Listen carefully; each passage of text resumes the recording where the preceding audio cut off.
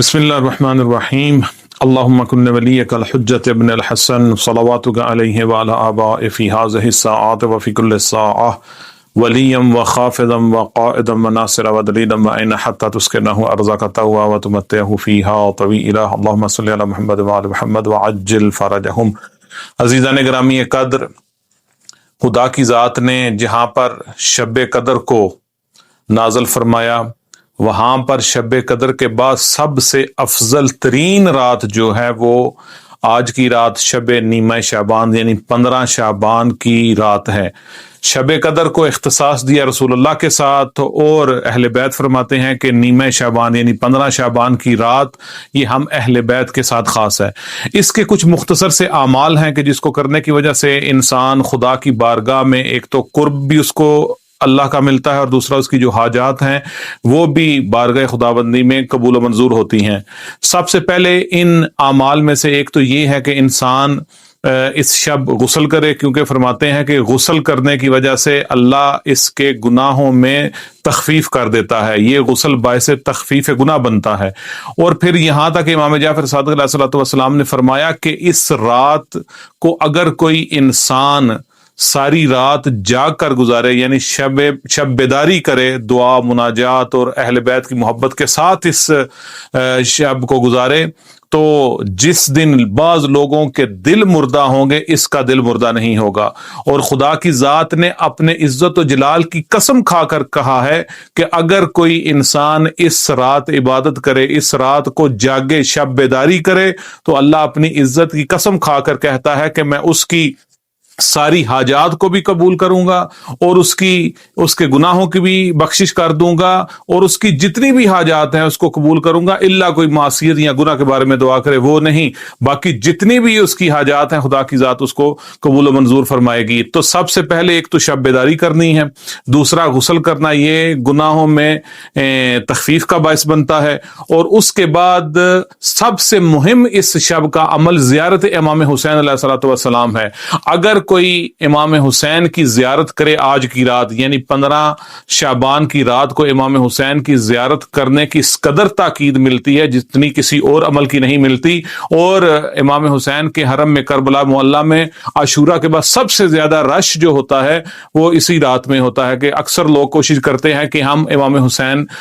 کے حرم کی طرف جائیں اور ان کی قبر کی زیارت کریں، اور جو بھی امام حسین علیہ الصلوۃ والسلام کی یہ زیارت کرتا ہے تو کہتے ہیں کہ کم از کم اس کو 1,24,000 انبیاء سے مصافحہ کرنے کا اجر اس کو ملے گا، اس کو 1,24,000 انبیاء سے مصافحہ کرنے کی توفیق ملے گی۔ اور فرض کریں کہ اگر کوئی امام حسین کی زیارت نہیں کر سکتا اور کربلا میں نہیں جا سکتا، تو اس کے بارے میں امام جعفر صادق علیہ الصلوۃ والسلام بتاتے ہیں، مفاتیح الجنان میں یہ پوری ڈیٹیل کے ساتھ یہ اعمال بھی لکھے ہوئے ہیں، کہ وہ زیر آسمان جائے، دائیں دیکھے بائیں دیکھے، آسمان کی طرف دیکھے، اور پھر اس کے بعد یہ کہ السلام علیک یا ابا عبداللہ، السلام علیک ورحمۃ اللہ وبرکاتہ۔ بعض علماء فرماتے ہیں یہ دائیں بائیں دیکھنا اس وجہ سے ہے کہ ساری کائنات مدیون امام حسین ہے، ساری کائنات امام حسین کی احسان مند ہے، اور یہ زیارت کرے۔ یہ زیارت کرنے کے بعد اس کا ایک اور مہم عمل تیسرے نمبر پہ یہ ہے کہ نماز عشاء جب آپ پڑھ لیں تو نماز عشاء پڑھنے کے بعد 2 رکعت نماز پڑھیں۔ 2 رکعت نماز اس طرح سے کہ جس طرح صبح کی نماز پڑھتے ہیں، سورہ الحمد کے بعد اس میں آپ نے سورہ کافرون پڑھنی ہے، قل یا ایھا الکافرون، اور دوسری رکعت میں سورہ الحمد کے بعد قل ھو اللہ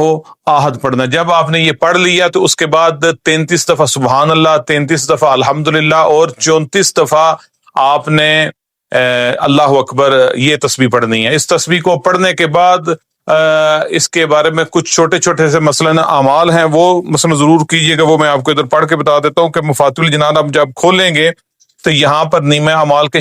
شعبان کے جو اعمال لکھے ہوئے ہیں اس میں یہ والا عمل بھی لکھا ہوا ہے کہ جب یہ آپ پڑھ لیں، تسبیح یہ والی پڑھ لیں، تو اس کے بعد ایک دعا ہے وہ آپ نے پڑھنی ہے کہ یا من الیہ ملجا العباد فی المہمات، یہ الی آخر تک یہ آپ پڑھیں۔ جب یہ آپ نے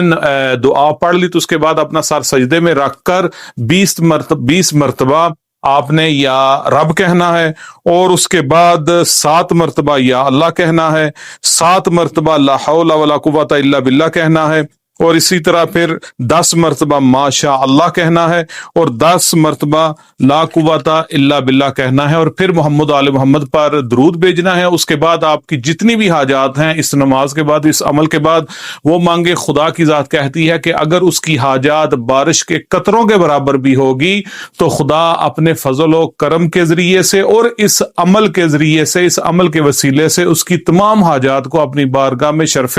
قبولیت بخشے گا۔ اور پھر اس کے بعد ایک بہت ہی سادہ سا اور بڑا ہی اچھا عمل ہے، وہ یہ ہے کہ 100 مرتبہ آپ نے یہ پڑھنا ہے، سبحان اللہ والحمد للہ واللہ اکبر ولا الہ الا اللہ۔ یہ تسبیحات اربع میں جو چیز تیسرے نمبر پہ آتی تھی وہ چوتھے پہ، جو چوتھے پہ آتی تھی وہ تیسرے پہ ہوگی۔ تھوڑی سی ترتیب آخر میں مختلف ہے تسبیحات اربع سے، باقی ساری کی ساری وہی ہے تسبیحات اربع۔ اس کو آپ نے 100 مرتبہ پڑھنا ہے۔ کیا؟ سبحان اللہ والحمد للہ واللہ اکبر ولا الہ الا اللہ۔ تو اس کو پڑھنے سے انسان کے گناہ بھی معاف ہو جائیں گے اور اس کی حاجات بھی خدا کی ذات اپنی بارگاہ میں قبول و منظور فرمائے گی۔ اور اس کے بعد اسی شب میں نماز جعفر تیار پڑھنے کا بہت زیادہ ثواب ہے۔ نماز جعفر تیار پڑھنے سے انسان کو وہ طاقت اور قوت ملتی ہے کہ یہ والی نماز کے باعث، نماز جعفر تیار کی وجہ سے یہ اس کے اور گناہ کے درمیان ایک ماننے کی صورت میں آ جاتی ہے، رکاوٹ کی صورت میں آ جاتی ہے، اور انسان کے گناہ ریت کے ذروں کے برابر بھی ہوں تو نماز جعفر تیار پڑھنے کی وجہ سے وہ ختم ہو جاتے ہیں۔ اس کی ڈیٹیل آپ مفات الجنان میں دیکھ سکتے ہیں، اور اس کے بعد بھی کبھی موقع ملا تو آپ کو وہ بھی بتاؤں گا، مختصر سی بھی طریقے سے بھی پڑھ سکتے ہیں اور اس کی جو ڈیٹیل ہے اس کے ذریعے سے بھی۔ پھر دعائے کمیل کو پڑھنے کا اس رات میں بہت زیادہ شرف بھی ہے اور بہت زیادہ تاکید بھی ہے۔ حضرت کمیل ابن زیاد کو مولا علی نے آج ہی کی شب اس کے بارے میں بتایا تھا۔ اور یہ آپ مثلا مختصر سے اعمال کریں، ایک تو رات کو جاگنا، درود پاک کو کثرت سے پڑھنا، خدا کی بارگاہ میں توبہ کرنا، جن مومنین کی آپ مشکل کشائی کر سکتے ہیں ان کی مشکل کشائی کرنا، اپنے دوستوں سے، عزیزوں سے، رشتہ داروں سے صلہ رحمی کرنا، اس طرح کے اعمال کر کے آپ یہ رات گزاریں۔ اور سب سے بڑھ کر اس رات میں آپ دعائے فرج اللہم کل ولیک الحجۃ ابن الحسن وہ ضرور پڑھیں۔ امام زمانہ سے بار بار توسل کریں، امام زمانہ کے جلد ظہور کے لیے خدا کے حضور میں دعا کریں کہ امام زمانہ کا جلد ظہور ہو، تاکہ یہ دنیا جو کہ اس وقت ظلم و جور کی وہ اماجگاہ بن چکی ہے، امام زمانہ کے ظہور سے ہی یہ عدل و انصاف سے پر ہو جائے گی، اور ساری کائنات منجی بشریت امام زمانہ جل اللہ تعالیٰ فرجہ الشریف کی منتظر ہے، اور ان کے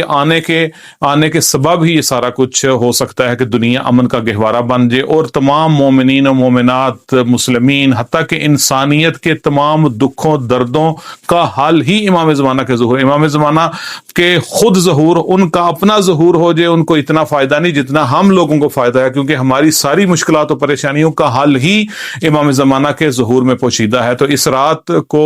انسان کو غنیمت جاننا چاہیے، اور ایک تو شب قدر کے بعد سب سے بافضیلت رات ہے، شب بیداری کر کے گزاریں، دعا، مناجات، درود محمد آل محمد کے ساتھ توسل کر کے ان سے محبت کا اظہار کر کے اس کو رات کو گزاریں، اور امام زمانہ سے زیادہ سے زیادہ دعا مناجات کریں۔ اس کے علاوہ بھی کافی سارے اعمال ہیں